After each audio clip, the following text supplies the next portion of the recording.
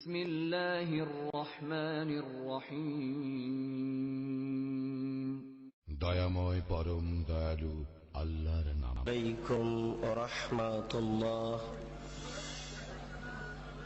আলহামদুলিল্লাহি ওয়াহদাহ ওয়াসসালাতু ওয়াসসালামু আলা মান লা নাবিয়্যা বা'দাহ। আউযু বিল্লাহি মিনাশ শাইতানির রাজীম। ফাসাল্লি লিরাব্বিক। উপস্থিত বৈঠকের দিনই মুসলিম ভাই, প্রশংসা আল্লাহর জন্য, শান্তি অবতীর্ণ হোক আল্লাহর রাসূলের উপর সাল্লাল্লাহু আলাইহি ওয়াসাল্লাম। আজকের দিনে বৈঠকে আমার বক্তব্যের বিষয় সালাত, নামাজ। সালাত সম্পর্কে এক গুরুত্বপূর্ণ তথ্যবহল সংক্ষিপ্ত বিবরণের চেষ্টা করব ইনশাআল্লাহ। উল্লিখিত বিষয়ের উপরে আলোচনা করতে গিয়ে প্রথম সংক্ষিপ্ত আলোচনা হবে সালাত আদায় করতেই হবে। তারপরের সংক্ষিপ্ত আলোচনা হবে যারা সালাত আদায় করে না তারা কেমন।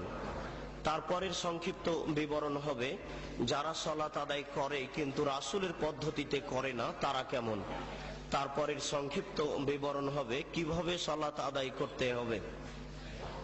উল্লিখিত বিষয়ের উপরে বক্তব্য রাখার পূর্বে সংক্ষিপ্ত আলোচনা হবে আপনারা কারা, আপনাদের একটু পরিচয়, এবং যারা এই বক্তৃতার মাঠে বক্তব্য পেশ করেন তারা কারা।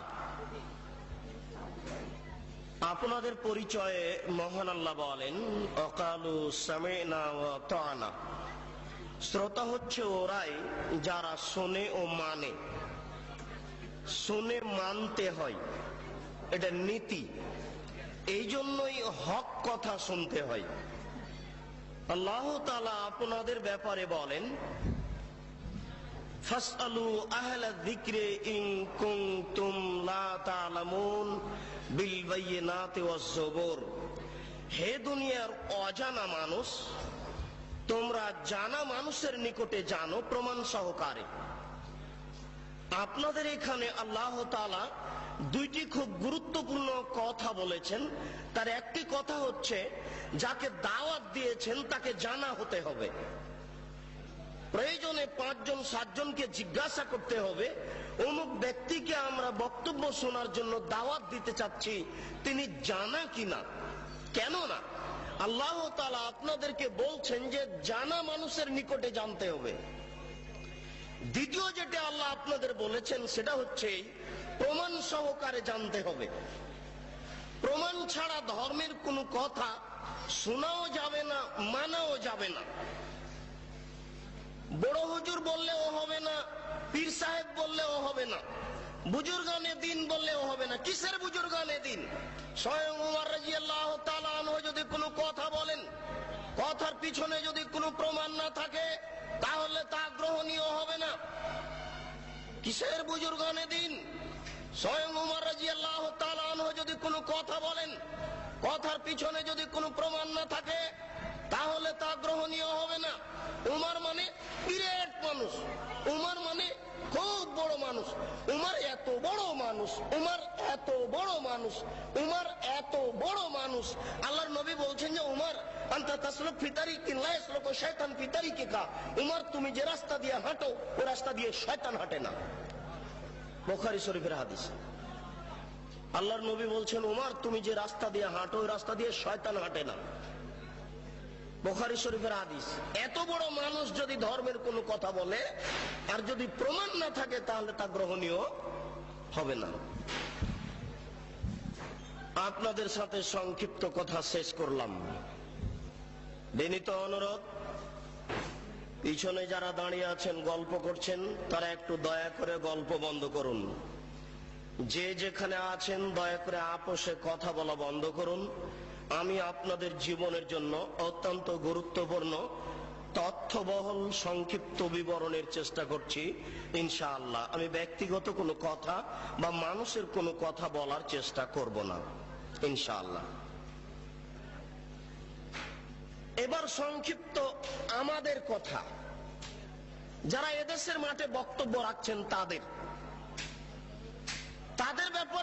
রাসূল বললেন, বাল্লিগু আন্নী ওয়ালা আয়া, আমার একটি কথা জানা থাকলেও বলে দাও, আমার দিকে খুব খেয়াল করে থাকতে হবে।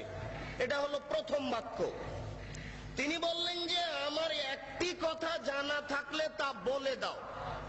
তারপরে তিনি বললেন যে হাদ্দিসু আন বানি ইসরাইল ওয়ালা হারাজ, বানি ইসরাইলের কাহিনী বলো, কোনো দোষ নেই।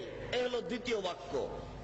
এবার তৃতীয় বাক্য বলছেন আল্লাহর নবী, আগের দুটাকে ঠেকিয়ে দিবেন। খুব মনে রাখতে হবে, বক্তব্যের সব অংশ ভুলে গেলে অন্তত দয়া করে এই অংশ না ভুলার চেষ্টা করবেন। আবার বলছি, তিনি বললেন আমার একটি কথা জানা থাকলেও বলে দাও। তিনি বলেছেন আমার, ঘটনা এখনো স্পষ্ট হয়নি কি বলতে যাচ্ছে। দ্বিতীয় বাক্য তিনি বললেন যে বানি ইসরায়েলের কাহিনী বলো, কোনো দোষ নেই। মানে বানি ইসরায়েলের কাহিনী তো সত্য মিথ্যা আছে, আর তার কথা তো সত্য মিথ্যা রয়ে গেছে, মানে তার কথার ভিতরে মানুষ মিথ্যা কথা ঢুকিয়ে দিয়েছে। তৃতীয় বাক্য তিনি বলছেন মান কাযাবা আলাইয়া মুতাআম্মিদান ফালিয়াতাবাওয়া মাকআদাহু মিনান নার, কেউ যদি কোনো কথা আমার দিকে ধাবিত করে, সেই কথা যদি আমার না হয়, তাহলে তার থাকার জায়গা জাহান্নাম।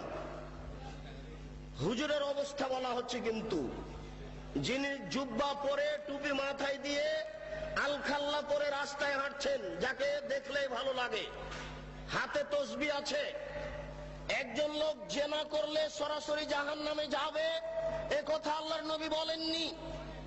একটা লোক চুরি করলে সরাসরি জাহান্নামে যাবে, এ কথা আল্লাহর নবী বলেননি। পিতা মাতাকে গালি দেওয়া পৃথিবীর দ্বিতীয় মহাপাপ, পিতা মাতার অবাধ্য চলা পৃথিবীর দ্বিতীয় মহাপাপ। এরপরেও যদি মানুষ পিতা মাতার অবাধ্য চলে, সরাসরি লোকটা জাহান্নামে যাবে, এ কথা আল্লাহর নবী বলেননি। আল্লাহর নবী প্রথম দুই বাক্য বলার পরে তৃতীয় বাক্য বলে আগের দুই বাক্য ঠেকিয়ে দিয়ে বলছেন, কেউ যদি আমার দিকে কোনো কথা ধাবিত করে, সেই কথা যদি আমার না হয়, তাহলে তার থাকার জায়গা জাহান্নাম। এবার আপনার সাথে আমার কথা, আপনি যেদিন ক্লাস 2 এ পড়েছিলেন, সেদিন একটা গল্প পড়েছিলেন। নবী যে রাস্তা দিয়ে হাঁটতেন, একজন বুড়ি সে রাস্তায় কাঁটা পুঁতে রাখত, নবীর পায়ে কাঁটা ফুটলে বুড়ি খুশি হতো। একদিন দেখলেন নবী রাস্তায় কাঁটা নাই, তিনি ভাবলেন বুড়ির কিছু হয়েছে। তিনি বুড়ির বাড়ি গেলেন, দেখলেন সত্যিকারই অসুস্থ। তিনি পরিচর্যা করলেন, বুড়ি ভালো হয়ে গেল। ঘটনা যে মিথ্যা? জি না। আমার হায়াত পর্যন্ত সময় থাকলো আমার দিনী ভাইদের উপরে, আপনার হায়াত পর্যন্ত সময় থাকলো আপনি আমার হায়াত পর্যন্ত এর সত্যতা প্রমাণ করতে পারবেন না ইনশাআল্লাহ। নবীর নামে মিথ্যা কথা বলা হয়েছে। গাছ লাগান, পরিবেশ বাঁচান, নবী নিজ হাতে গাছ লাগিয়েছেন, মিথ্যা কথা। এই দেশের মাটিতে প্রায় 3 লক্ষ বানানো হাদিস আছে। তার মধ্যে কোরআন মাজিদ 90 পারা, 30 পারা নয়, শয়তান মুমতাজ বেগমের কাছে প্রায় 2000 জাল হাদিস আছে। ধর্মকে বিকৃত করার জন্য লক্ষ লক্ষ হাদিস মানুষ তৈরি করেছে। আমাদের বাড়িতে 10,000-এর সিরিয়াল আছে। যে কোনো সময় দেশবাসী চাইলে আমরা 10,000 জাল জয়ীফ হাদিস পেশ করার জন্য প্রস্তুত রয়েছি ইনশাআল্লাহ। এই দেশের মাটিতে লক্ষ লক্ষ মিথ্যা তাফসীর রয়েছে। নবী ঈদের মাঠে গেলেন, একটি ছেলে কাঁদছে। নবী বললেন তুমি কাঁদো কেন? আমি এতিম ছেলে। নবী বললেন আমিও এতিম ছিলাম, আমি এতিমের অসুবিধা বুঝি। এই বলে তিনি কোলে নিয়ে আয়েশা রাদিয়াল্লাহু তাআলা আনহার কোলে তুলে দিলেন। আয়েশা তাকে কোলে নিয়ে আদর করলেন, নতুন পোশাক পরালেন, ছেলে খুশি হয়ে গেল। বাস্তবতার সাথে হাদিসের কথার অমিল আছে। রাসূল সাল্লাল্লাহু আলাইহি সাল্লামের বাড়িতে ভিক্ষুক ভিক্ষা পায় না, বহু ভিক্ষুক ফিরে গেছে, তার বাড়িতে ভিক্ষা দেওয়ার কোনো ব্যবস্থা নেই। সেই বাড়িতে নতুন পোশাক থাকলো, এটাই বা হয় কি করে? সাথে সাথে আর কোনো প্রমাণ নাই, নবীর নামে কথা মিথ্যা ছড়ানো হয়েছে। তারই ভিত্তিতে আপনারা ঈদের নামাজে নতুন পোশাক পরার জন্য প্রস্তুতি গ্রহণ করেছেন। আপনার স্ত্রীর বিছখান শাড়ি শোকেজে থাকার পরেও ঈদের দিন নতুন শাড়ি কেনার জন্য জোরালো প্রস্তাব পেশ করেছে আপনার সামনে। এটা মিথ্যা তথ্য, মিথ্যা শরীয়ত চলছে। এই দেশের মাটিতে অসংখ্য মিথ্যা কথা আছে। আপনি যেদিন ম্যাট্রিক পরীক্ষা দিয়েছিলেন 40টা হাদিস মুখস্থ করেছিলেন, তার একটি হাদিস হচ্ছে হুব্বুল ওয়াতান মিনাল ঈমান, দেশকে ভালোবাসা ঈমানের অঙ্গ। এটা হাদিস নয়।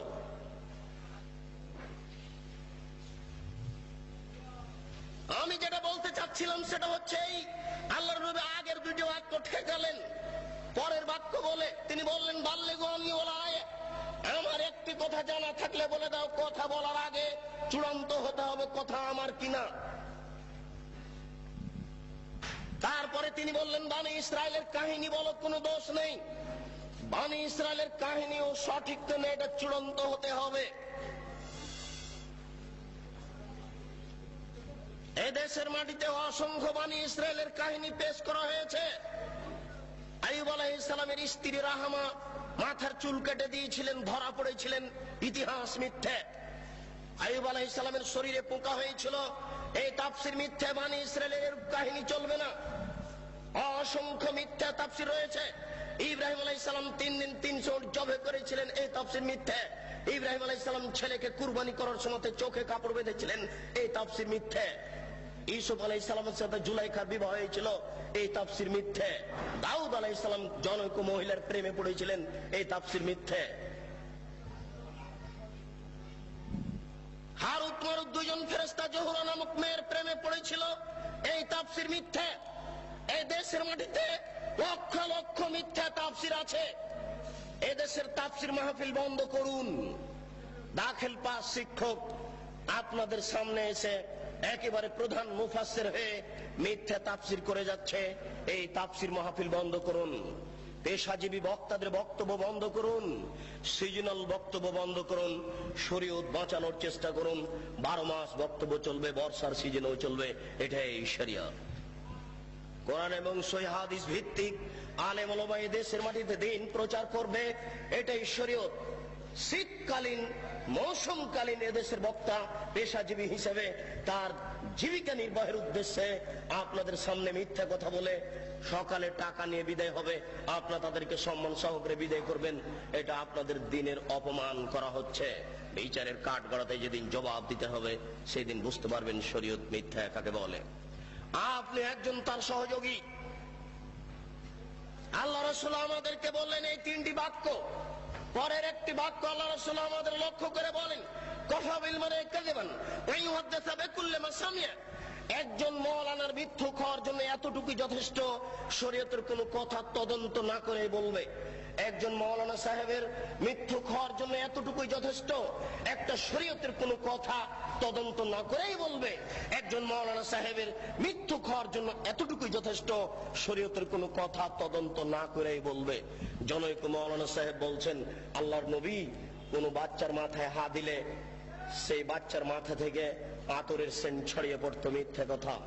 জি না, এরকম তো ঘটেনি কোনোদিন। না, রাসূলের নামে এই কথা তো ছড়ানো যাবে না। যে কোনো কথা, যে কোনো কাহিনী আমরা জানি আস্তাগফিরুল্লাহাল্লাযী লা ইলাহা ইল্লা হুয়াল হাইয়ুল কাইয়্যুম ওয়া তুবু ইলাইহি, ক্ষমা চাওয়ার এই দোয়া। আস্তাগফিরুল্লাহি রাব্বি মিন কুল্লি যামবি ওয়া তুবু ইলাইহি, আস্তাগফিরুল্লাহি রাব্বি মিন কুল্লি যামবি ওয়া তুবু ইলাইহি। এই দোয়া তো খুঁজে পাওয়া যায় না, রাসূলের নামে আসলো কি করে? কে জবাব দিবে? ঢাকা শহরের বংশালী হচ্ছে আহলে হাদিসের মূল ভিত্তি। বংশালের সুযোগ্য জ্ঞানী মানুষই জবাব দিবে। জবাবের জন্য ঢাকা বংশালী দায়ী মূলত, আমি এটাই মনে করি।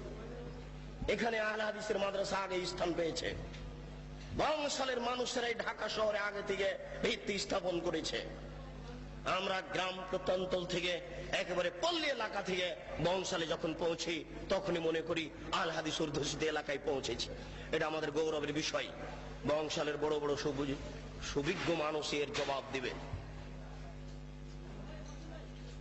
যেই দিন বুদ্ধি হয়েছে সেই দিন থেকে দেখেছি একফিরুল্লাহ লানা ওয়া লাকুম সালাম দেওয়ার সময়তে এই দোয়া পড়ে আসি। আমার শিক্ষক চাচা মক্তবে মসজিদে আমাদেরকে পিটিয়ে এই দোয়া মুখস্থ করিয়ে নিয়েছেন। এই দোয়ার ভিত্তি কোথায়? কে জবাব দিবে? জবাব দিবে কে? জবাব দেওয়ার জন্য কে প্রস্তুত রয়েছে? আমি সংক্ষিপ্ত আকারে বলে যাচ্ছি, এদেশের এক শ্রেণীর আলেম ধর্ম বিকৃত করছে। আপনারা এটা বিশ্বাস রাখেন তাহলে আপনারা হক পাওয়ার চেষ্টা করবেন। মাছ দিয়ে ভাত খায় মানুষ, কাঁটা ফেলে খায়, বুদ্ধি আছে, কাঁটা সহ খায় না। অতএব শরীয়ত যেটুকু জানতে চাইবে, যেটুকু জানতে হবে, সেটুকু প্রমাণ সহকারে জানতে হবে। আমরা শুনেছি আমাদের মা চাচারা গ্রামে বলতেন যে, এই শোনো, তোমরা মহিষের কুরবানি দিও না, মহিষের গায়ে লোম কম, গরুর কুরবানি দাও, গরুর গায়ে লোম বেশি। কেন? প্রত্যেক লোম সমান এক নেকি হবে। মিথ্যা কথা, নবীর নামে মিথ্যা কথা ছড়ানো হয়েছে, জাল হাদিস। এ জবাব দিবে কিয়ামতের মাঠে। নেকির পাল্লাই এই কুরবানির গরু, নাড়ি ভুঁড়ি সবকিছু ওই নেকির পাল্লাই চাপিয়ে দেওয়া হবে। এই হাদিস আমাদেরকে শোনানো হয়েছে, এই হাদিস মিথ্যে। এর জবাব কে দিবে? গরু দিয়ে, উট দিয়ে আকিকে চলে না, এই হাদিস মিথ্যে, এটা জাল হাদিস, রাসূলের উপরে এটা বানিয়ে ছড়ানো হয়েছে। এর জবাব কে দিবে? বাচ্চার কানের পাশে আজান দিতে হবে, এ কথা সত্য। ডান কানে আজান দিতে হবে, বাম কানে একামত দিতে হবে, এ হাদিস মিথ্যে। রাসূল এ কথা বলেননি। এই হাদিসের জবাব কে দিবে? মায়ের দিকে সোনজরে তাকালে কবুল হজের সমান নেকি হয়, এ হাদিস মিথ্যে। মায়ের পায়ের নিচে জান্নাত, এ হাদিস সত্য। মায়ের পায়ের নিচে জান্নাত, এ হাদিস ঠিক। মায়ের পায়ের নিচে জান্নাত, এ হাদিস ঠিক। বাপ মায়ের নিকটে, বাপ মায়ের দিকে সুনজরে দেখলে কবুল হজের সমান নেকি হবে, এ হাদিস রাসূলের উপরে মিথ্যা আরোপ করা হয়েছে। এই জবাব কে দিবে? এই জন্য মনে রাখবেন, রাসূল সাল্লাল্লাহু আলাইহি ওয়াসাল্লাম একদা যাচ্ছিলেন মেরাজে জিবরাইল আলাইহিস সালামের সাথে। তিনি দেখলেন কতগুলি লোকের জিহ্বাকে আগুনের কেঁচি দিয়ে কেটে দেওয়া হচ্ছে, কতগুলি লোকের জিহ্বাকে আগুনের কেঁচি দিয়ে কেটে দেওয়া হচ্ছে। আল্লাহর নবী বললেন, মান হাউলায়ে? জিবরাইল, এরা কারা যাদের জিহ্বা কেটে দেওয়া হচ্ছে? জিবরাইল আলাইহিস সালাম বলেন, হাউলায়ে খুতবাইন মিন উম্মতিক, এরা হচ্ছে আপনার উম্মতের বক্তা, যারা বক্তৃতা করে বেড়াতো, তাদের জিহ্বা আগুনের কেঁচি দিয়ে কেটে দেওয়া হচ্ছে। কি বুঝলেন? কি বুঝলেন? আর আমি কি বুঝালাম? বুখারী শরীফের এক হাদিসে এসেছে, আল্লাহর নবী বলছেন, ইয়াউমুল কিয়ামা, মাওলানা সাহেবকে কিয়ামতের মাঠে জাহান্নামে নিয়ে যাওয়া হবে। জাহান্নামে নিক্ষেপ করার সাথে সাথে তান্দালে কক্তা বহু, মাওলানা সাহেবের নাড়ি ভুঁড়ি সব ঝরে পড়ে যাবে। মাওলানা সাহেব ঘুরতে থাকবে তার নাড়ি ভুঁড়ির চতুর্দিকে। আপনারা তো শহরের মানুষ, বুঝতে পারবেন কিনা, আমরা তো পল্লীর মানুষ, এ কথা খুব ভালো বুঝি। ধান মাড়ার সময়তে, গরুর পায়ে ধান মাড়ার সময়তে গরু ধানের উপরে এইভাবে ঘুরে। ধান মাড়ার সময়তে, ধান গাছ থেকে ঝরানোর সময়তে গরু ওই ধানগুলির উপরে যেভাবে ঘুরে, মাওলানা সাহেব তার নাড়ি ভুঁড়ির চতুর্দিকে ঘুরবে। ফাজতামা আলাইহা আহলুন নার, জাহান্নামীরা সেখানে জমা হয়ে বলবে, মালাক, খবর কি হুজুর, আপনার কেন এই অবস্থা? আনতা তা'মুরুনা বিল মারুফ ওয়া তানহানা আনিল মুনকার। হুজুর, আপনি তো আমাদের ভালো কথা বলছিলেন, মন্দ থেকে নিষেধ করছিলেন, হুজুর আপনার অবস্থা কেন এরূপ? হুজুর তখন বলবেন, কি বলি, আমরুকুম বিল মারুফ ওয়া লা আতিহি, আমি যে ভালো বলেছি ভালো করিনি যে। কত হুজুর ভালো করেননি, এর প্রমাণ নিবেন। মিথ্যা কথা বলে ধর্ম প্রচার করে হুজুর, হুজুরকে সকালে 10,000 টাকা দিতে হয়। শতকরা 95 জন বক্তা মিথ্যুকে দেশের মাটিতে আমি ভাঙাচুরা ভিত্তে দ্বারা যা তদন্ত চালিয়েছি, তাতে আমার বুঝ শতকরা 95 জন বক্তা মিথ্যুকে দেশের মাটিতে মিথ্যা কথার ভিত্তিতে দিন প্রচার করছে। আপনাকে সজাগ সোচ্চার হতে হবে, নইলে এই হুজুরেরা ইসলামের গায়ে, ধর্মের গায়ে আগুন লাগিয়ে দিয়েছে, ধাঁধা ধাঁধা করে ধর্ম চলছে। আপনি এখন কি করবেন? আজও যদি ঢাকা শহরে খাঁটি ফার্নিচার কিনতে যান, কাঠ, ভালো কাঠের ফার্নিচার পাবেন, টাকা বেশি লাগতে পারে। আজও যদি খাঁটি সরিষার তেল কিনতে চান, তাহলে পাবেন, টাকা বেশি লাগতে পারে।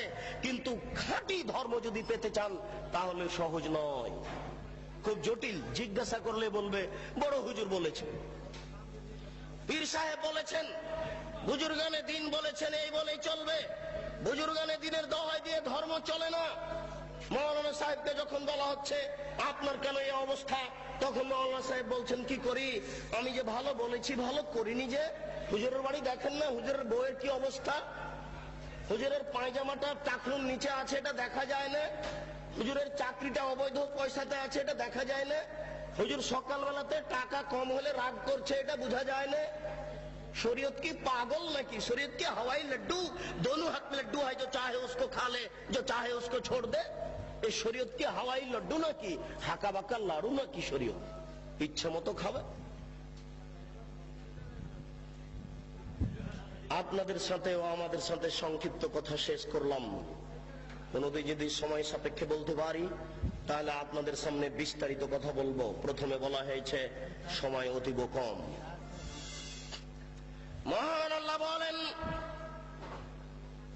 ফাসাল্লি লিরাব্বিক, আপনি আপনার প্রতিপালকের জন্য সালাত আদায় করুন। মহান আল্লাহ বলেন, ইন্নাস সালাতা তানহা আনিল ফাহশাই ওয়াল মুনকার ওয়া যিকরুল্লাহি আকবার। নিশ্চয় সালাত, নামাজ মানুষকে অন্যায় অশ্লীল কাজ থেকে বিরত রাখে। সালাত হচ্ছে সবচেয়ে আল্লাহকে ডাকার বড় মাধ্যম। পৃথিবীতে আর কোনো এত বড় মাধ্যম নাই যেই মাধ্যমে আল্লাহকে অত ডাকা যায়। নামাজ, সালাত দিয়ে আল্লাহকে যত ডাকা যায়। আমি কিন্তু সালাত বলার চেষ্টা করব। যারা আপনারা শিক্ষিত মানুষ তারা জানেন যে নামের পরিবর্তন হয় না। নাম সব ভাষাতে নামই থাকে। কোরআন বাংলাতেও কোরআন, কোরআন ইংরেজিতেও কোরআন, কোরআন আরবিতেও কোরআন। সালাত নামটি কোরআনে আল্লাহ দিয়েছেন, সালাত নামটি হাদিসে আল্লাহর নবী দিয়েছেন। সালাত পরিবর্তন হয়ে নামাজ হলো কেন? কে এর জবাব দিবে? সালাত মানে প্রার্থনা করা, আর নামাজ মানে হচ্ছে উপাসনা করা। সিয়াম মানে হচ্ছে বিরত থাকা, আর রোজা মানে হচ্ছে উপবাস থাকা।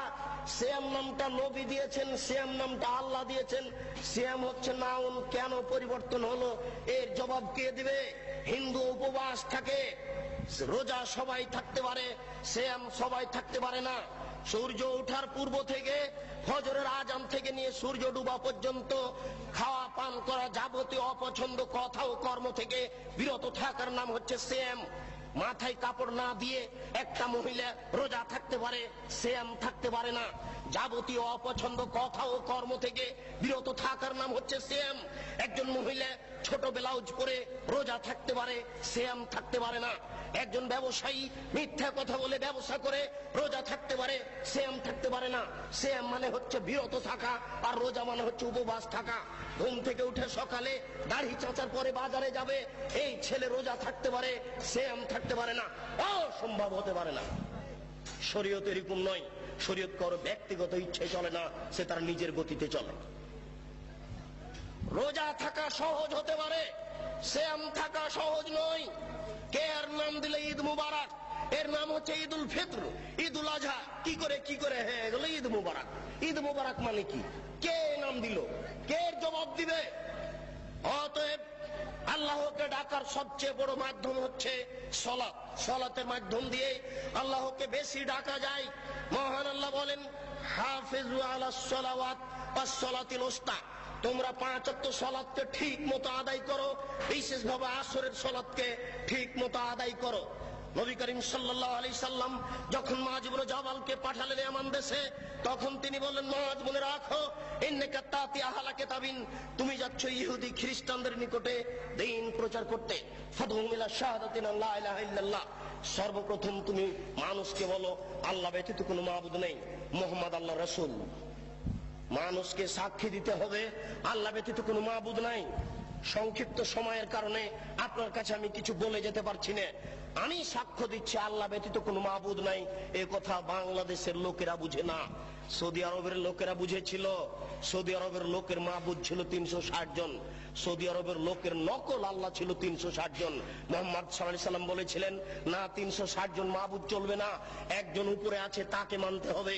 তখন আত্মীয় স্বজন বলেছিল, এ কি যেমন তেমন বোধ, এ কি যেমন তেমন খারাপ। আরে ইহুদি খ্রিস্টানরা তো অন্তত 3 জন মাবুদ মানে, এ বলছে যে 3 জনও নয়, মাত্র একজন সপ্তম আকাশের উপরে থাকে। এটা কি সহ্য করা যায়? একে হত্যা করতে হবে, নইলে বন্দী করতে হবে, নইলে দেশ থেকে তাড়িয়ে দিতে হবে। যে কোনো একটা সিদ্ধান্ত নিতে হবে। তিনি বলেছিলেন লা ইলাহা ইল্লাল্লাহ। তারা বুঝেছিল, আমি বুঝতে পারি না। আমি সাক্ষ্য দিচ্ছি আল্লাহ ব্যতীত কোনো মাবুদ নাই। আমি সাক্ষ্য দিচ্ছি আল্লাহ ব্যতীত কোনো মাবুদ নাই। এই কথা বলার পরে আপনার বাড়িতে যত মূর্তি সাজানো আছে এগুলো একটা রাখা যাবে না। আপনার বোকা স্ত্রী শোকে যে মূর্তি সাজিয়ে রেখেছে, ছবি সাজিয়ে রেখেছে, একটা চলবে না। যদি আপনি রাখেন তাহলে আমি সাক্ষ্য দিচ্ছি আল্লাহ ব্যতীত কোনো মাবুদ নাই, এটা টিকবে না। গোলাপ শাহের মাজার টিকবে না। আমি সাক্ষ্য দিচ্ছি আল্লাহ ব্যতীত কোনো মাবুদ নাই, এই কথা বললে এই কবর টিকে না, উঁচু কবর টিকে না, বাঁধা কবর টিকে না, ছবি মূর্তি টিকে না, কোন দিবস পালন করা টিকে না, হ্যাঁ দেখে মানুষের ভাগ্য পরীক্ষা করা টিকে না, কোন প্রকার শিরক টিকে না। আমি সাক্ষ্য দিচ্ছি মুহাম্মদ সাল্লাল্লাহু আলাইহি ওয়াসাল্লাম তার রাসূল, এই কথা বললে নিজ ইচ্ছায় কোনো ধর্ম চলে না। আপনি দান করলেন, মাওলানা সাহেব বললেন নারায়ে তাকবীর, মারহাবা, আল্লাহু আকবার, জি না, অসম্ভব চলবে না, এটা হুজুরের সুন্নাত। আর রাসূলের সুন্নাত হচ্ছে কেউ যদি হুজুরের হাতে দান করে তাহলে হুজুরকে বলতে হবে আল্লাহুম্মা সাল্লি আলাইহি আল্লাহুম্মা বারিক আলাইহি, এটা রাসূলের দেওয়া সুন্নাত। মুফাসসির সাহেব বলেন লা ইলাহা ইল্লাল্লাহ। মুফাসসির সাহেবের কি স্টাইল, বলতে বলতে মুফাসসির সাহেব একবার বলছেন কি তার ঢং, লা ইলাহা ইল্লাল্লাহ মুহাম্মাদুর রাসূলুল্লাহ, মুহাম্মদ রাসূলুল্লাহ তো জিকিরের সাথে লাগিয়ে দিচ্ছেন। মুফাসসির সাহেবের এটা জানা নাই যে জিকির হচ্ছে লা ইলাহা ইল্লাল্লাহ। আল্লাহ রাসূল বলেছেন আফজালুজ জিকরে লা ইলাহা ইল্লাল্লাহ ওয়া আফজালুদ দুআ আলহামদুলিল্লাহ, সবচেয়ে উত্তম জিকির হচ্ছে লা ইলাহা ইল্লাল্লাহ। এই পর্যন্ত শেষ। না, আমি বুঝাতে পারছি না, আমি মনে হয় আপনাদের বুঝাতে পারছি না, আমি স্পষ্ট নই, আমি কিন্তু চাঁপাই নবাবগঞ্জের মানুষ, এই হিসেবে আমার ভাষা আপনার কাছে কিছুটা অস্পষ্ট থেকে যেতে পারে। আপনার দিকে লক্ষ্য করে আমি পূর্ণ বুঝাতে পারছি কিনা এতে আমি সন্দেহের মধ্যে রয়েছি। আমি যদি পূর্ণ বুঝাতে না পারি তাহলে আমি সফলতা অর্জন করতে পারছি না। আমি বলছি লা ইলাহা ইল্লাল্লাহ মুহাম্মাদুর রাসূলুল্লাহ জিকিরে চলবে না, এটা প্রথম অন্যায়। দ্বিতীয় অন্যায়, তিনি জোরে বললেন কেন, তিনি জোরে বলতে বললেন কেন? আল্লাহ বলছেন চুপে বলো, নবী বলছেন চুপে বলো, আর মুফাসসির সাহেব বলছে জোরে বলো। এখন আপনারা কি করবেন দেখি? বংশালের বুদ্ধিমান মানুষ, সচেতন মানুষ, অর্থশীল মানুষ কি বলেন? আল্লাহ বলছেন চুপে বলতে হবে, বাধ্য। আল্লাহর নবী বলছেন চুপে বলতে হবে, বাধ্য। হুজুর বলছেন আরো জোরে বলেন, আপনি কি করবেন? অতএব রাসূলের সুন্নাত অনুপাতেই চলা ছাড়া কোনো গত্যন্তর নেই। নবী করিম সাল্লাল্লাহু আলাইহি সাল্লাম বলেন মুআজ, শোনো, তারা যদি এটা মেনে নেই তাহলে তুমি বলো ইন্নাল্লাহ কাদ ফারাজা আলাইহিম খামসা সালাওয়াতিন ফিল ইয়াউমি ওয়াল লাইলা, 24 ঘন্টায় আল্লাহ তাআলা 5 ওয়াক্ত সালাত নামাজ ফরজ করেছেন। 5 ওয়াক্ত সালাত আদায় করতে হবে।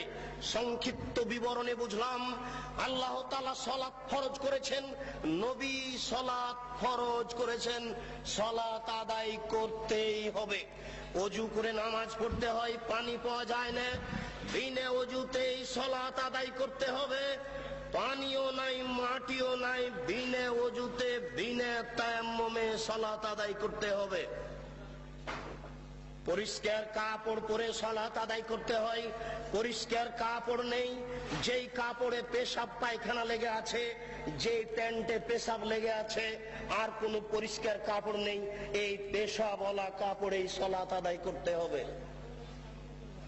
পরিষ্কারও নেই, অপরিষ্কারও নেই, কোনো কাপড়ই নেই। ইরাকের কারাগারে ওই শয়তানেরা উলঙ্গ করে রেখেছে ওই মুসলমান ভাইকে, ও এখন এই উলঙ্গ অবস্থাতেই সালাত আদায় করবে, এটাই রাসূলের আদেশ। একজন মহিলা ও পুরুষ পরিষ্কার কাপড় পরে সালাত আদায় করবে। পরিষ্কার নেই, অপরিষ্কার কাপড় পরে সালাত আদায় করবে। পরিষ্কারও নেই, অপরিষ্কারও নেই, কোনো কাপড়ই নেই, উলঙ্গ নগ্ন অবস্থায় সালাত আদায় করবে, করতেই হবে। পশ্চিম দিকে মুখ করে সালাত আদায় করতে হয়। পশ্চিম বুঝা যায় না, বিনা পশ্চিমে সালাত আদায় করতে হবে। শত্রু তাড়া দিয়েছে, দৌড়ানো অবস্থায় সালাত আদায় করতে হবে। দাঁড়িয়ে সালাত আদায় করতে হয়, দাঁড়িয়ে থাকা যায় না, বসে সালাত আদায় করতে হবে। বসে থাকা যায় না, শুয়ে, বিছানায় শুয়ে সালাত আদায় করতে হবে, করতেই হবে। সালাত আদায় করতে হবে না এরকম কোন পরিস্থিতি অন্তত পুরুষের জন্য নেই। মহিলার জন্য দুই একদিন কিছুদিন আছে। পুরুষের জন্য এরকম কোন সময় নাই যে সময়ে সালাত আদায় করতে হবে না, এরকম কোন পরিস্থিতি নেই। মাওলানা আশরাফ আলী থানভী হানাফি রাহিমাহুল্লাহ একটা ফতোয়া দিয়েছেন, যদিও ফতোয়াটি ঠিক হয়নি। তিনি বলছেন একজন মহিলার যদি অর্ধেক বাচ্চা প্রসব হয় আর অর্ধেক বাচ্চা প্রসব হতে যদি বাকি থাকে, তাহলে অর্ধেক বাচ্চা নিয়ে যদি নামাজের টাইম হয়ে যায় তাহলেও তাকে নামাজ পড়তে হবে। আমরা এভাবে বলিনি, আমরা বলেছি একজন মহিলার প্রসব বেদনা উঠেছে, প্রসব বেদনার সাথে সাথে যদি রক্তস্রাব সাদা কিছু ভেঙে আসে তাহলে তাকে সালাত আদায় করতে হবে না। প্রসব বেদনা উঠেছে এইগুলি কিছু দেখা যায় না, তাহলে এই বেদনা অবস্থাতেও তাকে সালাত আদায় করতে হবে। এটাই শরীয়ত। আমি মনে হয় বুঝাতে পারলাম না। বলছিলাম এই সংক্ষিপ্ত বিবরণে যে কোনো মূল্যে সালাত আদায় করতে হবে। হে উপস্থিত বৈঠকের দিনই মুসলিম ভাই ও বোন, এই মাইকের আওয়াজ যতদূর পর্যন্ত যাচ্ছে সকল দিনই ভাই ও বোনকে বিনীতভাবে বলছি, দয়া করে আপনি একটু নিজের কাজের জন্য প্রস্তুতি গ্রহণ করুন। ভুল হচ্ছে, আপনার রাত্রি 2টা-3টায় ঘুমানো দেখে আমিও খুব কষ্ট পাই। দেখুন, জীবজন্তু পশু প্রাণী সবাই আল্লাহকে মূল্যায়ন করেন, সবাই আল্লাহকে দাম দেয়, কিন্তু আদম সন্তান আল্লাহর কোনো 5 পয়সা দাম দিতে চায় না। ও একেবারে এশার সালাতের পরে ঘুমানোর কথা ছিল, ঘুমাচ্ছে রাত 2টার সময় 3টার সময়, সবাই টিভি ভিসিআর নিয়ে ব্যস্ত। সকাল 8টায় উঠছে, আল্লাহকে ডাকতে হবে, আল্লাহর কাছে কিছু চাইতে হবে, প্রার্থনা করতে হবে, ক্ষমা চাওয়ার কিছু কথা বলতে হবে। এটা কেউ পরোয়া করে না, বিবেচনা করা উচিত ছিল। সংক্ষিপ্ত বিবরণ, যারা সালাত আদায় করে না তারা কেমন? নবী করিম সাল্লাল্লাহু আলাইহি সাল্লাম বলেন, মান তারাকা সালাত মুতাআম্মিদান ফাকাদ কাফারা। কেউ যদি ইচ্ছাকৃত সালাত ছেড়ে দেয় তাহলে সে কাফের হয়ে গেল। রাসূল সাল্লাল্লাহু আলাইহি সাল্লাম এক বৈঠকে বলেন, বাইনাল আবদি ওয়া বাইনাল কুফরি তারকুস সালাত। যারা সালাত আদায় করে আর যারা সালাত আদায় করে না এদের পার্থক্য হচ্ছে, যারা সালাত আদায় করে তারা মুসলমান, যারা সালাত আদায় করে না তারা কাফের। আল্লাহ রাসূল এইভাবে বলছেন। আসহাবু মুহাম্মাদিন সাল্লাল্লাহু আলাইহি সাল্লাম লা ইয়ারাউনা তারকুল কুফরুন গায়রা সালাত। মুহাম্মদ সাল্লাল্লাহু আলাইহি সাল্লামের সঙ্গী সাথীরা সালাত ব্যতীত অন্য কিছু ছেড়ে দিলে কাফের মনে করতেন না, কিন্তু সালাত ছেড়ে দিলে কাফের মনে করতেন। এই বাচ্চা যারা বসে আছেন তারা একটু খেয়াল করবেন, কোনো বাচ্চা যেন নড়াচড়া না করে। এমনকি আশেপাশে যারা আছেন তাদের প্রতি একটু খেয়াল করবেন, কোনো মানুষ যেন হাঁটাহাঁটি না করে। বিনীত অনুরোধ করছি, আপনার জরুরি প্রয়োজন থাকলে দয়া করে একটু সরে পড়ুন, আপনি একটু দূরে গিয়ে আপনার প্রয়োজন সারার চেষ্টা করুন। আমি আপনার একজন মেহমান, আপনি আমাকে মূল্যায়ন করার চেষ্টা করুন, আপনাকে আমি সম্মান করার চেষ্টা করব। আপনি যদি হেঁটে বেড়ান তাহলে আমি বুঝবো আপনি আমাকে অপমান করছেন। যারা আজকে দিনী বৈঠকে উপস্থিত হয়নি তাদের প্রতি আমি দুঃখিত। যারা আজকে দিনী বৈঠকে উপস্থিত হয়নি, যারা আশেপাশের বাড়িতে বসে আছে, ঘুমিয়ে আছেন, তাদের প্রতি আমি দুঃখিত। বিচারের কাঠগড়া আমি তাদের দেখে ছেড়ে দেব। শুধু চাঁপাইনবাবগঞ্জ থেকে আমি দিন প্রচারের জন্য আসবো, এখানে আমি কোনো মিথ্যা কথা বলতে আসিনি, আমি ব্যক্তিগত কোনো কথা বলতে আসিনি, এখানে আমি কোনো কিস্সা কাহিনী বলতে আসিনি। আপনার দরজা আমি এসেছি, আপনি বাড়িতে ঘুমিয়ে আছেন কেন? আপনি কি মনে করছেন? আমি মনে করছি আপনি আমার সাথে অন্যায় আচরণ দেখালেন।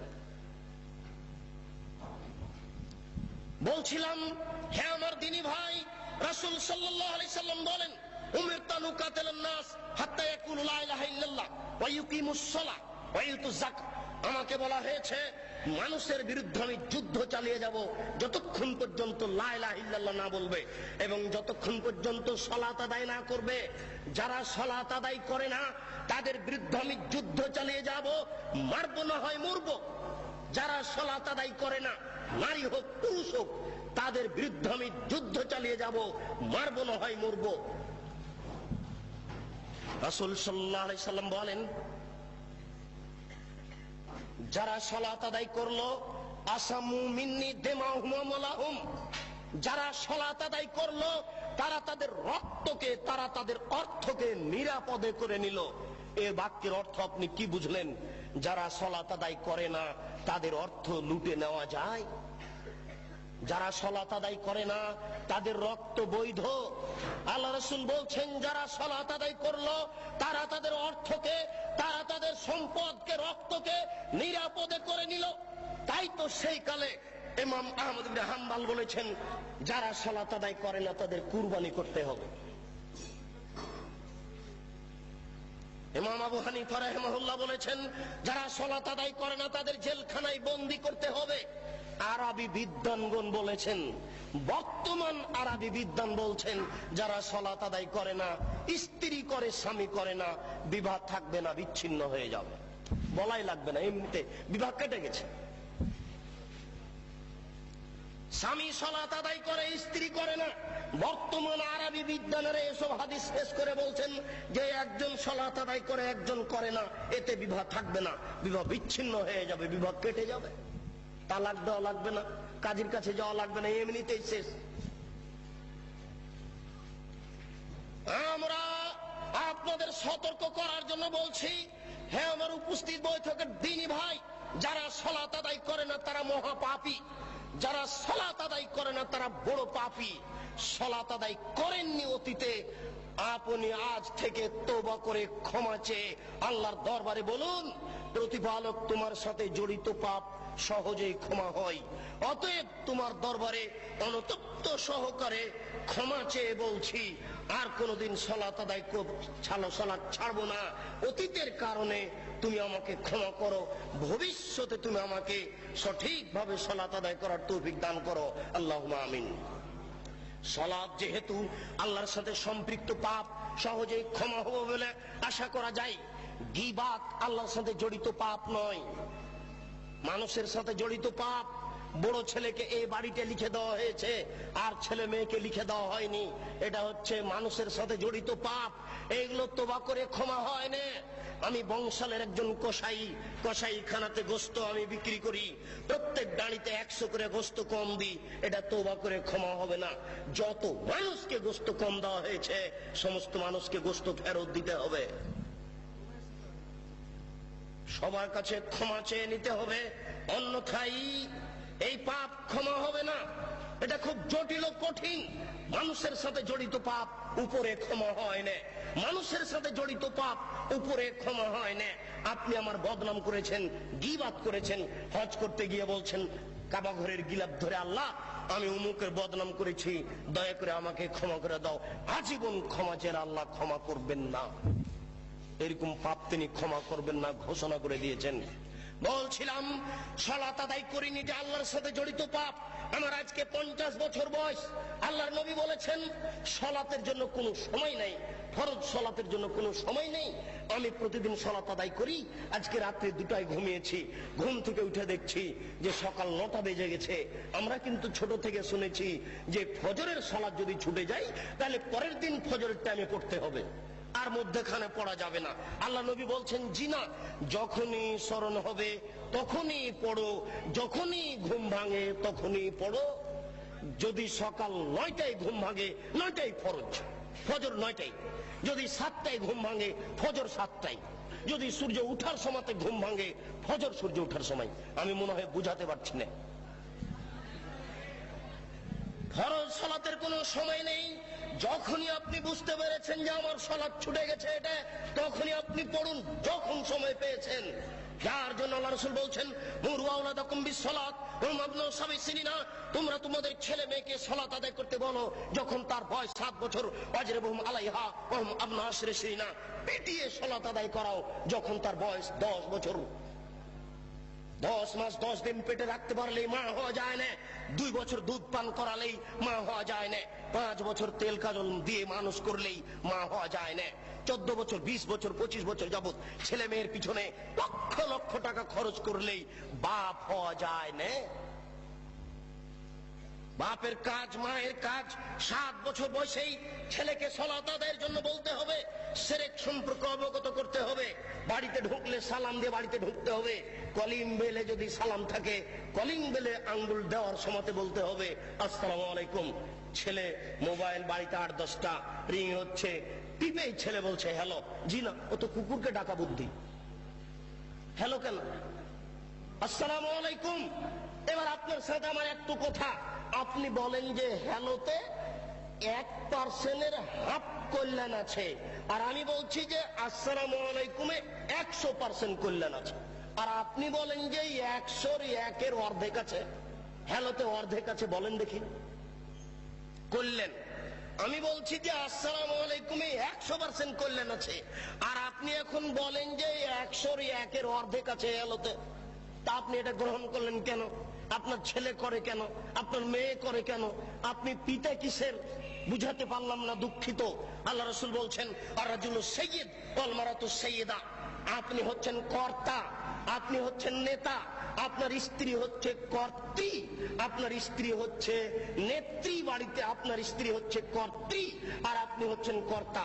নিজের কাজ করে যে তাকে বলে কর্মী, নিজের কাজ করে যে তাকে বলে কর্মী, অপরের কাজ দেখে যেই তাকে বলে কর্তা। আপনি সকালে উঠে ব্যবসায়ী মানুষ, 10টার সময়তে দোকান খুললেন, রাত 10টায় এসেছেন, এই যে আপনি দীর্ঘ সময় থাকলেন, এতে আপনি কর্মী। আপনি ঘুম থেকে উঠে ছেলেকে বলেছেন এই উঠো সালাত আদায় করো, আপনি কর্তা। না, বুঝাতে পারছি না আমরা।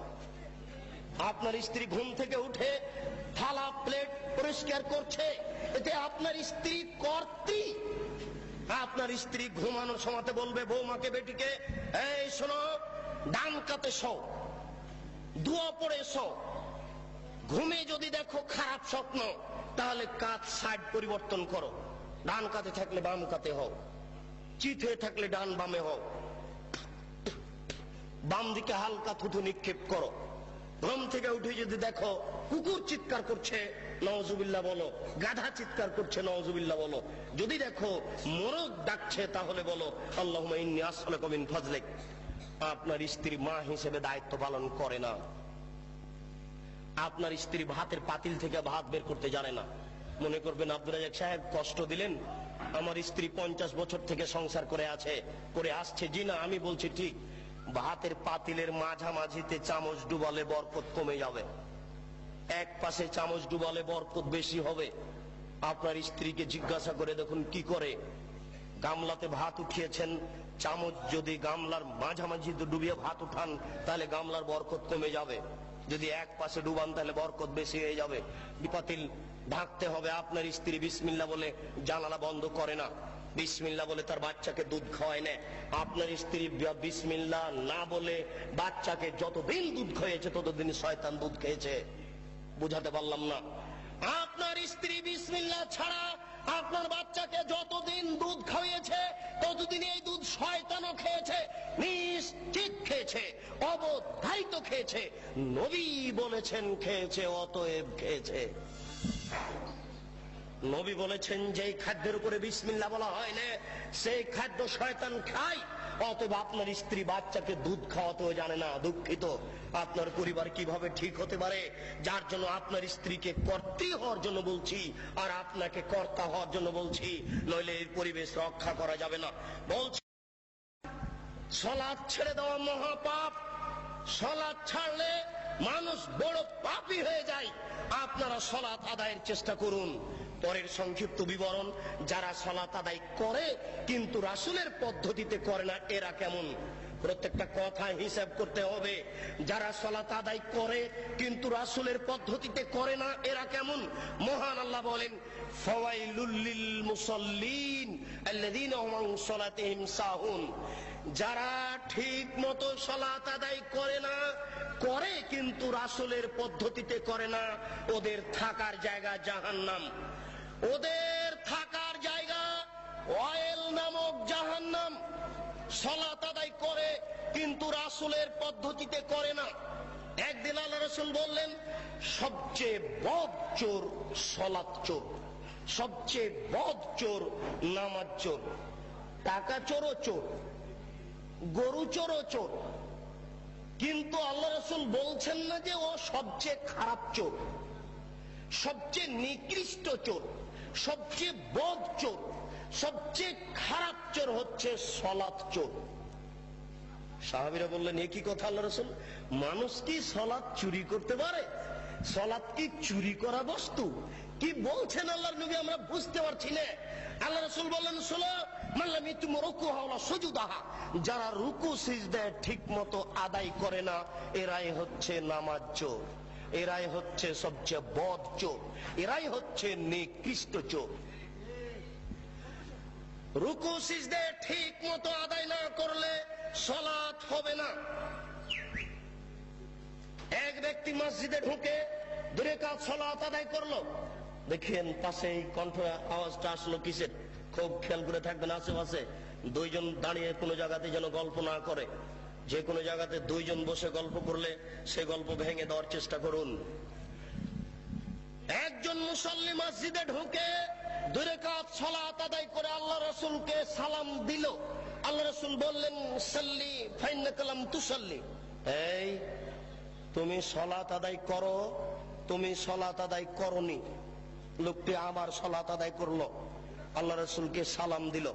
আল্লাহ রাসূল বললেন, সাল্লে, সালাত আদায় করো, ফাইন্নাকা লাম তুসাল্লি, তুমি সালাত আদায় করনি। আল্লাহ রাসূল, লোকটি আবার সালাত আদায় করলো, আল্লাহ রাসূলকে সালাম দিল। আল্লাহ রাসূল বললেন, সাল্লি, তুমি সালাত আদায় করো, ফাইন্নাকা লাম তুসাল্লি, তুমি সালাত আদায় করনি। তখন লোকটি বলছে, আল্লাহনি কাইফা উসাল্লি, আমি এর চেয়ে ভালো করে সালাত আদায় করতে পারবো না, কিভাবে সালাত আদায় করতে হবে তা বলে দেন। আমি আপনাকে বলছি, আল্লাহর নবী বললেন না যে তুমি তো সালাত আদায় করেছো কিন্তু খুব একটা ভালো হয়নি, এই জন্য ভালোভাবে করো, এইভাবে তিনি বললেন না। তিনি বলছেন যে তুমি সালাত আদায় করো, তুমি করনি, অথচ নগদ লোকটি 3বার সালাত আদায় করেছে। না, আমি মনে হয় বুঝাতে পারলাম না। আল্লাহর নবী তাকে যদি বলতেন যে তুমি সালাত আদায় করেছো, খুব একটা ভালো হয়নি, তাহলে আমরা বুঝতাম যে কিছু নেকি পাবে। কিন্তু সরাসরি একবার না করে দিলেন, তুমি সালাত আদায় করোইনি। বোঝা যাচ্ছে সালাত আদায়ের পদ্ধতিতে ভুল হলে আল্লাহ নেকি দিবেন না, তা আল্লাহ রাসূল নাকচ করে দিয়েছেন। আলী রাদিয়াল্লাহু তাআলা আনহু বলেন, আল্লাহ রাসূল এক বৈঠকে বললেন, শোনো আলী, পূর্ব দিক থেকে কতগুলি লোক বের হবে, তারা এত বেশি সালাত আদায় করবে, তোমাদের সালাত তাদের কাছে কিছুই নয়।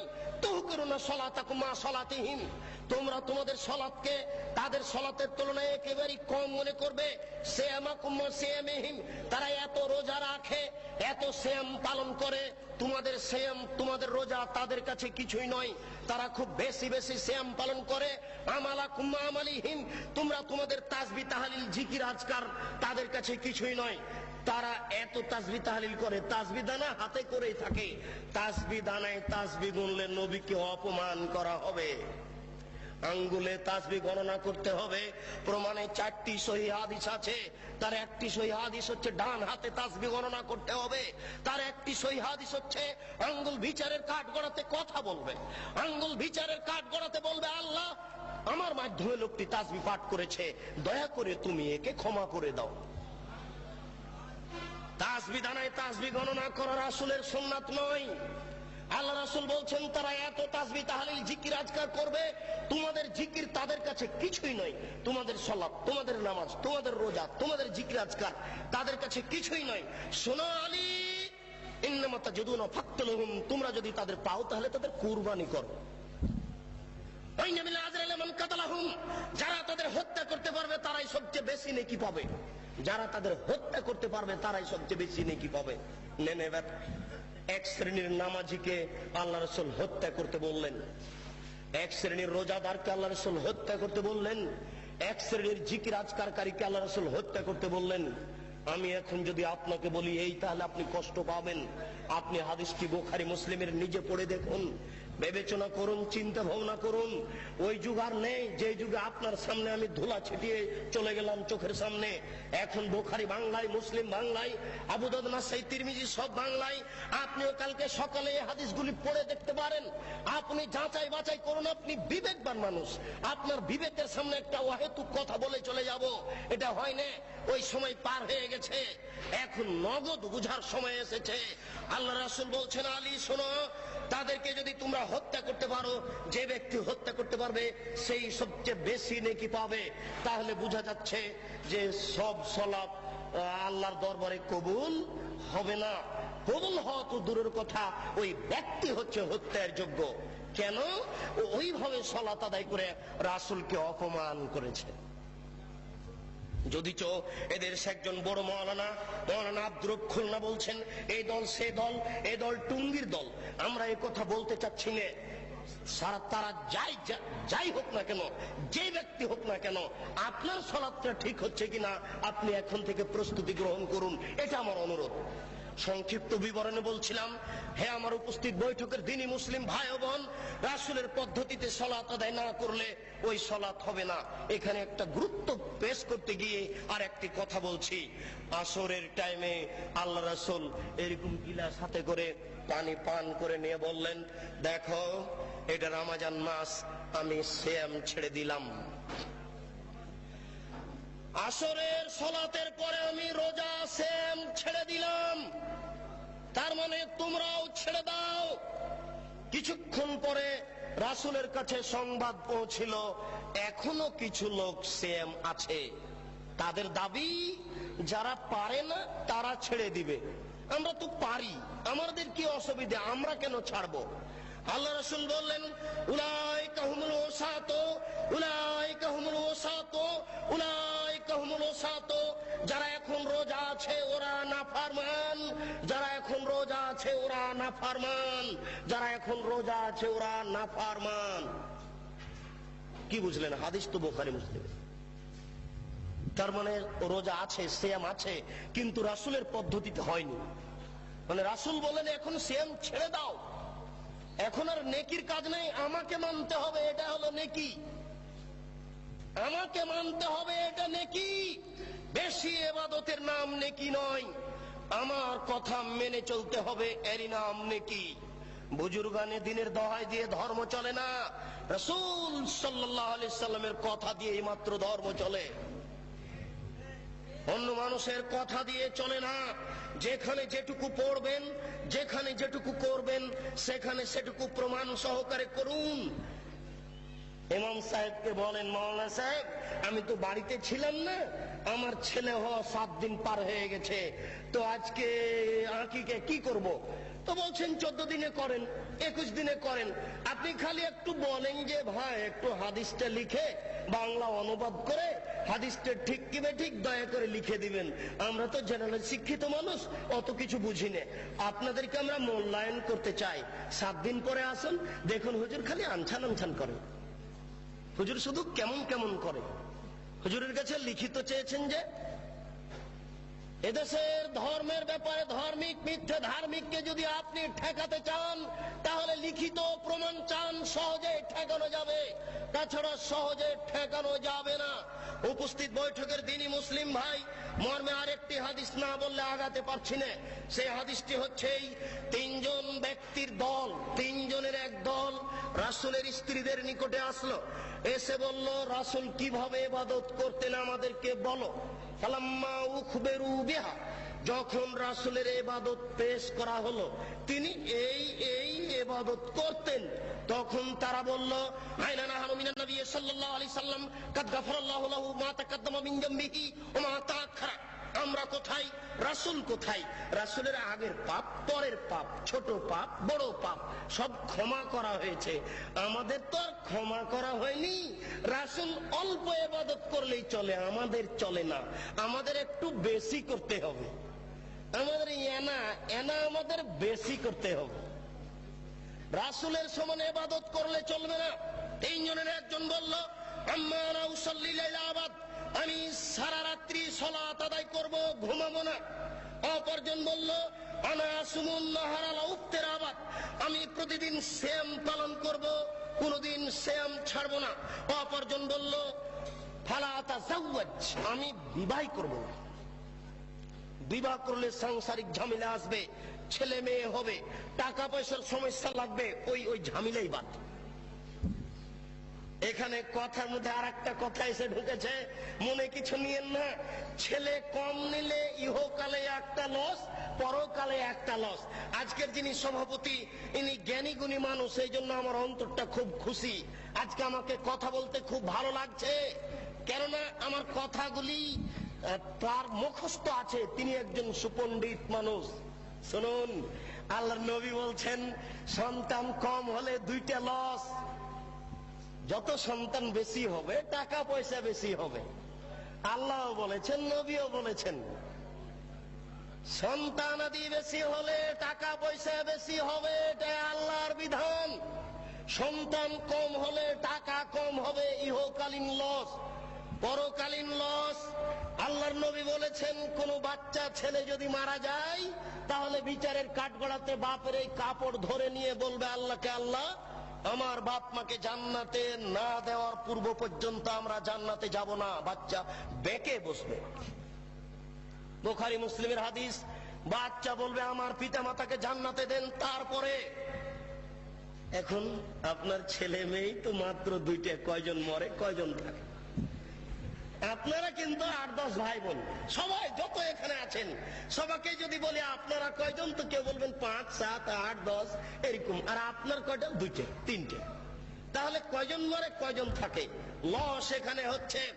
হে উপস্থিত বৈঠকের দিনী মুসলিম ভাই বোন, রাসূলের পদ্ধতিতে সালাত আদায় করুন। তিনি বলেন, সাল্লু কামা রাআইতুমুনি উসাল্লি, তোমরা সালাত আদায় করো যেভাবে আমাকে সালাত আদায় করতে দেখছো। আল্লাহু আকবার বলে সালাত শুরু করবেন। সালাত শুরু করার সময়তে দুই পায়ের মাঝে অর্ধ হাত 1 বিঘত মতো ফাঁক থাকবে। স্পষ্ট হাদিস দ্বারা প্রমাণিত নয়। পাশে আর একজন দাঁড়ালে পায়ে পা মিলিয়ে দাঁড়াতে, ভারসাম্য বজায় রাখতে যতটুকু দুই পায়ের মাঝে ফাঁকা রাখতে হয় ততটুকু রাখতে হবে। কিন্তু ওরা বলেছে, ওই যে যারা বলেছে ভোট দাও বুবু জান্নাত পাবা বুবু, ওরা যে বলেছে বুবু ভোট দাও, ওরা কিন্তু বলেছে যে দেখো দুই পায়ের গোড়ালি এভাবে লাগিয়ে রাখিও। কেন লাগিয়ে না রাখলে লজ্জা স্থানের যোগাযোগ মাটির সাথে থাকবে। নাউজুবিল্লাহ, বড় নোংরা কথা বলেছে। সাবধান, মহিলা পুরুষ একই ব্যাপার। ভারসাম্য বজায় রাখার জন্য দুই পায়ের মাঝে যতটুকু ফাঁকা রাখা প্রয়োজন ততটুকু ফাঁকা রাখবেন। আল্লাহু আকবার বলে হাতের আঙ্গুলি জমা জমা করে কাঁধ সামনাসামনি, কাঁধের লতি সামনাসামনি হাত উঠাবেন। এইভাবে থুতনির নিচে নিয়ে আসবেন না, কান ধরবেন না। একাধিক সহিহ হাদিস, কাঁধ সামনাসামনি। এই আল্লাহু আকবার বলে ডান হাতের কবজি বাম হাতের কবজির উপরে রাখবেন। আল্লাহু আকবার বলার পূর্বে কোনো শব্দ চলবে না। সশব্দে নিয়ত করলে আল্লাহ রাসূলকে অপমান করা হবে। সশব্দে নিয়ত করলে আল্লাহ রাসূলকে উপেক্ষা করা হবে।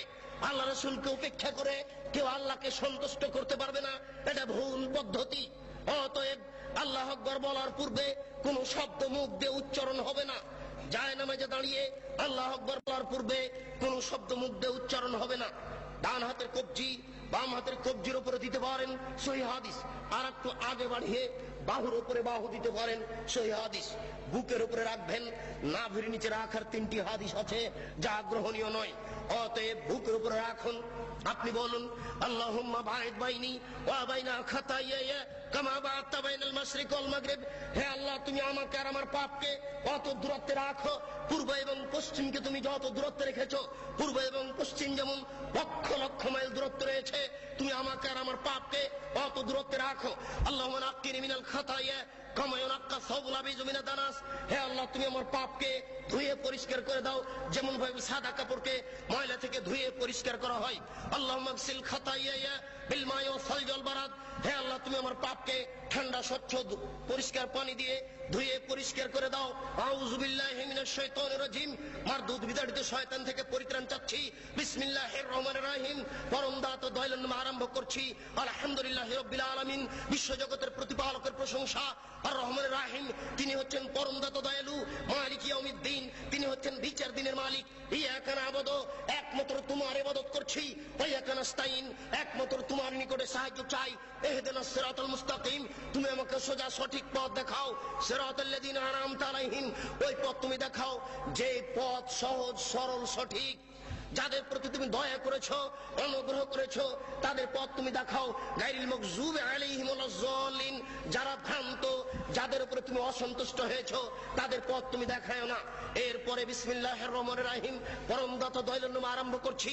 যে কোনো একটি সূরা। আল কারিয়া, মহা দুর্ঘটনা। মাল কারিয়া, মহা দুর্ঘটনা কি? ওমা আদরাকা মাল কারিয়া। হে নবী, আপনি কি বলতে পারেন মহা দুর্ঘটনা কি? ইয়াউমা ইয়াকুনুন নাসু কাল ফারাশিল মাবসুস, যেদিন মানুষেরা কীট পতঙ্গের নয় বিক্ষিপ্ত হয়ে পড়বে। অতাকুনুল জিবালু কালাইহিল মানফুস, যেদিন পাহাড়গুলি ধুলি তো তুলার নেই, একবারে বিক্ষিপ্ত হয়ে আকাশে উড়ে যাবে। ফাম্মা মান সাকলাত মাওয়াজিনুহু ফাহুয়া ফি শাতির রাজিয়া, যার নেকির পাল্লা ভারী হবে তার জীবিকা নির্বাহ অতীব সুখ স্বাচ্ছন্দ্যময় হবে।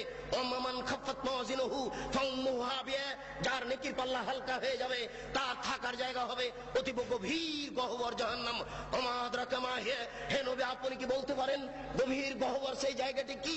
নারুন হামিয়া, তা হচ্ছে জ্বলন্ত উত্তপ্ত আগুন। এই বলে আল্লাহু আকবার বলে হাত খুলে দিয়ে ওই পর্যন্ত উঠাবেন। হাতের আঙ্গুল জমা জমা থাকবে, আঙ্গুলের মাথা আকাশমুখী থাকবে, আঙ্গুলের তালু পশ্চিমমুখী থাকবে। এই বলে আপনি রুকুতে চলে যাবেন। হাত দুটি রডের মতো সোজা হয়ে থাকবে, আঙ্গুলগুলি খোলা খোলা থাকবে, কোমর থেকে সামনের ওজন হাতের উপরে থাকবে। হাত দুটি রডের মতো সোজা হয়ে থাকবে, আপনার এই কোমর থেকে এই সামনের অংশ একেবারে সোজা হয়ে থাকবে। এই পিঠের লম্বা হাড়, মাথা উঁচুও হবে না, মাথা নিচুও হবে না। একাধিক সহিহ হাদিস আঙ্গুল খুলে খুলে রেখে আপনি বলবেন সুবহান রাব্বিয়াল আযীম। উঁচু আল্লাহর পবিত্রতা বর্ণনা করছি যতবার ইচ্ছে। 3 বারের হাদিস ঠিক নয়, 10 বারের হাদিস ঠিক নয়। নইলে আপনি বলতে পারেন সুবহানাকা আল্লাহুম্মা রাব্বানা ওয়া বিহামদিকা আল্লাহুম্মা ইগফিরলি, হে আল্লাহ তোমার প্রশংসা সহকারে পবিত্রতা বর্ণনা করছি, দয়া করে তুমি আমাকে ক্ষমা করে দাও, যতবার ইচ্ছে। এরপরে যত দোয়া আছে আপনি বলতে পারেন সামি আল্লাহু লিমান হামিদা রাব্বানা লাকাল হামদ হামদান কাসীরান তাইয়িবান মুবারাকান ফি। আল্লাহ ওই লোকের প্রশংসা শুনলো যে তার প্রশংসা করলো, খুব তার প্রশংসা, বরকতময় তার প্রশংসা। আকাশ পরিমাণ প্রশংসা, জমিন পরিমাণ প্রশংসা, আকাশ জমিনের মধ্যে যে ফাঁকা রয়েছে এই পরিমাণ প্রশংসা। বিলামা শাইতা মিন শাইদ, বাদক তুমি কত প্রশংসা চাও তা আমি জানি না, তুমি যত চাও তত তোমার প্রশংসা। এই বলে আপনি সিজদায় চলে যাবেন। উল্লেখ্য যে এতদিন পর্যন্ত যেভাবে সিজদা দিচ্ছিলেন আজকে তার থেকে একটু নাক কপাল আগে রাখবেন 8-10 আঙ্গুল, যেন পিঠের লম্বা হাড় একেবারে সোজা হয়ে যায়। আপনি 2 কনুইকে উঠিয়ে রাখবেন। ওই বোনেরা কিন্তু বলে গেছে আপনার স্ত্রীকে যে সিজদায় যখন যাবা তখন একবারে মাটিতে পড়ে যাবা, হাতি যেমন পড়ে যায় আঁটশট হয়ে সিজদা করবা। এই সিজদায় সালাত হবে না। ওই যে সবচেয়ে বজ্জর বলা হয়েছে রুকু এবং সিজদায় এই চুরি করে, এটা একটা সিজদা। আপনি 2 কনুইকে উঠে রাখবেন, নারী পুরুষ একই ব্যাপার, যেন পেটের নিচ দিয়ে ছাগলের বাচ্চা পার হতে পারে। আঙ্গুল জমা জমা থাকবে, 2 কানের পাশে থাকবে, নাক কপাল মাটিতে লাগানো থাকবে। মাটিতে যাওয়ার সময় হাত আগে রাখবেন, পা পরে রাখবেন। আপনি বলবেন সুবহান রাব্বিয়াল আলা, উঁচু আল্লাহর পবিত্রতা বর্ণনা করছি যতবার ইচ্ছে। নইলে আপনি বলবেন সুবহানাকা আল্লাহুম্মা রাব্বানা ওয়া বিহামদিকা আল্লাহুম্মা ইগফিরলি। নইলে আপনি বলবেন আল্লাহুম্মা ইগফিরলি জামবি কুল্লাহু দিক্কাহু ওয়া যুল্লাহু ওয়া ওয়ালাহু আখরাহু ওয়া নিয়াতুহু সিররা। হে আল্লাহ তুমি আগের পাপ, পরের পাপ, ছোট পাপ, বড় পাপ, প্রকাশ্য পাপ, অপ্রকাশ্য পাপ, জীবনে যত পাপ করেছি সমস্ত পাপ তুমি ক্ষমা করে দাও। সিজদা থেকে উঠে আপনি বলবেন আল্লাহুম্মা ইগফিরলি ওয়ারহামনি ওয়াহদিনি ওয়াফিনি ওয়ারযুকনি। হে আল্লাহ তুমি আমাকে ক্ষমা করো, আমাকে রুজি দাও, আমার প্রতি দয়া করো, আমাকে সঠিক পথ দেখাও। আর আপনি দোয়া আছে পড়তে পারেন। আবার সিজদা যাবেন, আবার সিজদা থেকে উঠে আর 1 রাকাত পড়বেন। এই হলো 2 রাকাত। যদি আপনার আত্তাহিয়াতুর বৈঠক হয় তাহলে বাম হাতের আঙ্গুলগুলি জমা জমা হয়ে হাঁটুর উপরে থাকবে, আর ডান হাত ওইরকমই থাকবে। তবে ডান হাতের অবস্থা হচ্ছে এই 2টি আঙ্গুল জমা করে নেবেন, 3টি আঙ্গুলের নখের উপরে বৃদ্ধাঙ্গুলের পেট রেখে এইভাবে গোলাকার করে ধীর গতিতে আঙ্গুল নড়াতে থাকবেন। একবার আঙ্গুল উঠাতে হবে, এর প্রমাণে পৃথিবীতে কোনো ভুয়া হাদিসও নেই। কিভাবে চলে আসলো তা জবাব দিতে পারবো না, জবাব আপনাদের দিতে হবে। ঠিক ওই দোয়ার মতো একবার আঙ্গুল উঠাতে হবে, এর প্রমাণে দুনিয়াতে কোনো জালজয়ী ভুয়া হাদিস নেই। অবিরাম ধীর গতিতে আঙ্গুল নড়াতে হবে। সালামের বৈঠক হয় যদি তাহলে বাম পাকে ডান দিক দিয়ে বের করে দিবেন, নিতম্ব মাটির উপরে রেখে দিবেন, এটাই শরীয়ত। এরপর আপনি বলবেন আত্তাহিয়াতু লিল্লাহি ওয়াস সালাওয়াতু তাইয়্যিবাতু, সমস্ত ইবাদত আল্লাহর জন্য। আসসালামু আলাইকা আইয়ুহান নবী, হে নবী আপনার উপরে শান্তি অবতীর্ণ হোক। আসসালামু আলাইনা ওয়া আলা ইবাদিল্লাহিস সালিহিন, শান্তি আমাদের প্রতি হোক, ভালো বড় মানুষের প্রতি হোক। আশহাদু আল্লা ইলাহা ইল্লাল্লাহ, আমি সাক্ষ্য দিচ্ছি আল্লাহ ব্যতীত কোনো মাবুদ নাই। ওয়া আশহাদু আন্না মুহাম্মাদান আবদুহু ওয়া রাসূলুহু, আমি সাক্ষ্য দিচ্ছি মুহাম্মদ সাল্লাল্লাহু আলাইহি ওয়াসাল্লাম তার রাসূল তার দাস। আল্লাহুম্মা সাল্লি আলা মুহাম্মাদিন ওয়া আলা আলি মুহাম্মাদ কামা সাল্লাইতা আলা ইব্রাহিম ওয়া আলা আলি ইব্রাহিম ইন্নাকা হামিদুম মাজিদ। হে আল্লাহ তুমি মুহাম্মদ সাল্লাল্লাহু আলাইহি ওয়াসাল্লাম ও তার বংশধরের প্রতি শান্তি অবতীর্ণ করো, যেমন ভাবে ইব্রাহিম আলাইহিস সালাম ও তার বংশধরের প্রতি শান্তি অবতীর্ণ করেছো। তুমি প্রশংসনীয়, তুমি জ্ঞানী। আল্লাহুম্মা বারিক আলা মুহাম্মাদিন ওয়া আলা আলি মুহাম্মাদ কামা বারাকতা আলা ইব্রাহিম ওয়া আলা আলি ইব্রাহিম ইন্নাকা হামিদুম মাজিদ। হে আল্লাহ তুমি তুমি মুহাম্মদ সাল্লাল্লাহু আলাইহি ওয়াসাল্লাম ও তার বংশধর প্রতি বরকত নাজিল করো, যেমন ভাবে ইব্রাহিম আলাইহিস সালাম ও তার বংশধর প্রতি বরকত নাজিল করেছো। তুমি প্রশংসনীয়, তুমি জ্ঞানী। আল্লাহুম্মা ইন্নী যালামতু নাফসি যুলমান কাসীরা, হে আল্লাহ জীবনে খুব পাপ করেছি, ফাগফিরলি, দয়া করে আমাকে ক্ষমা করে দাও। মাগফিরাতাম মিন ইনদিক, ক্ষমা একমাত্র তোমার পক্ষ থেকে হয়ে থাকে। ওয়ারহামনি ইন্নাকা আনতাল গাফুর রহিম, তুমি যে দয়াশীল, তুমি যে ক্ষমাশীল, তুমি দয়া না করলে, তুমি ক্ষমা না করলে আমাকে কে ক্ষমা করবে? আল্লাহুম্মা নাউযু বিকা মিন আযাবি জাহান্নাম, আমি তোমার নিকটে জাহান্নামের শাস্তি থেকে বাঁচতে চাচ্ছি। নাউযু বিকা মিন আযাবিল কবর, তোমার নিকটে কবরের শাস্তি থেকে বাঁচতে চাচ্ছি। নাউযু বিকা মিন ফিতনাতিল মাসিহিদ দাজ্জাল, আমি দাজ্জালের ফিতনা থেকে তোমার নিকটে বাঁচতে চাচ্ছি। আল্লাহুম্মা নাউযু বিকা মিন মাসাবাল মাগরাম, কর্জ বড় পাপ থেকে তোমার নিকটে বাঁচতে চাচ্ছি। আসসালামু আলাইকুম রাহমাতুল্লাহ, আসসালামু আলাইকুম রাহমাতুল্লাহ। এই সংক্ষিপ্ত সালাত আপনি সালামের পূর্বে আরো কিছু বলতে পারেন। সময় সংকীর্ণ বলেই আমি শেষ করতে যাচ্ছি। শেষে একটু লাস্টটা রেখেছেন, অনেক দোয়া আগে হয়েছে, এরপর আপনি বলছেন আল্লাহুম্মা গফির লাহু, আল্লাহ তুমি দয়া করে একে ক্ষমা করে দাও। আরহামহু, তুমি এর প্রতি রহমত নাযিল করো। ওয়াফিহি, তুমি একে মাফ করো। ওয়াফি আনহু, তুমি এর প্রতি নিরাপত্তা অবতীর্ণ করো। আকরিম নুজুলাহু, তুমি একে দামি সম্মানী খাদ্য খেতে দাও। ওয়াসসি মাদখালাহু, তুমি এর থাকার জায়গা প্রশস্ত করে দাও। ওয়াগসিলহু বিল মাই ওয়াস সালজি ওয়াল বারাদ, তুমি একে ঠান্ডা স্বচ্ছ পানি দিয়ে ধুয়ে পরিষ্কার করে দাও, যেমন ভাবে সাদা কাপড়কে ময়লা থেকে ধুয়ে পরিষ্কার করা হয়। আবদুলহু দারান খায়রান মিন দারিহি, দুনিয়াতে যে বাড়ি ছিল তার চেয়ে সুন্দর বাড়ি দাও। আহলান খায়রান মিন আহলিহি, দুনিয়াতে যে পরিবার ছিল তার চেয়ে সুন্দর পরিবার দাও। ওয়া যাওজান খায়রান মিন যাওজিহি, দুনিয়াতে যে স্ত্রী ছিল তার চেয়ে সুন্দর স্ত্রী দাও। আবদুলহু আদখিলহুল জান্নাহ, তুমি একে জান্নাতে প্রবেশ করিয়ে দাও। ওয়াজু মিন আযাবিল কবরে, তুমি একে কবরের শাস্তি থেকে রক্ষা করো। ওয়া মিন আযাবিন নার, তুমি একে জাহান্নামের শাস্তি থেকে রক্ষা করো। আল্লাহুম্মা গফির লিহাইয়িনা, যারা আমাদের জীবিত তাদের তুমি ক্ষমা করে দাও। ওয়া মাইয়িতিনা, যারা আমাদের মারা গেছে তাদের তুমি ক্ষমা করে দাও। ও শাহেদেনা, যারা জানাজায় উপস্থিত হয়েছে তাদের তুমি ক্ষমা করে দাও। ও গায়েবেনা, যারা জানাজায় উপস্থিত হতে পারেনি তাদের তুমি ক্ষমা করে দাও। ও সাগীরেনা, যারা আমাদের ছোট তাদের তুমি ক্ষমা করে দাও। ও কাবীরেনা, যারা আমাদের বড় তাদের তুমি ক্ষমা করে দাও। ও যাকারেনা, যারা আমাদের পুরুষ তাদের তুমি ক্ষমা করে দাও। ও উনসানা, যারা আমাদের মহিলা তাদের তুমি ক্ষমা করে দাও। আল্লাহুম্মা মান আহয়াতাহু মিন্না ফাইরিল ইসলাম, হে আল্লাহ তুমি যদি আমাদের কাউকে জীবিত রাখো তাহলে মুসলমান করে জীবিত রাখো। ওমান তাওফাইতাহু মিন্না ফাতাওফাহু লিল ঈমান, আল্লাহ তুমি যদি আমাদের কাউকে মারতে চাও তাহলে ঈমানদার করে মারো। আল্লাহুম্মা লা তাহরিমনা আজরাহু ওয়া লা তাফতিননা বাদা, আল্লাহ এই লোকটা মরে যাওয়ার কারণে আমরা দুঃখিত হয়েছি, এই কারণে তুমি আমাদের নেকি দান করো, তুমি আমাদের বিপদগামীকে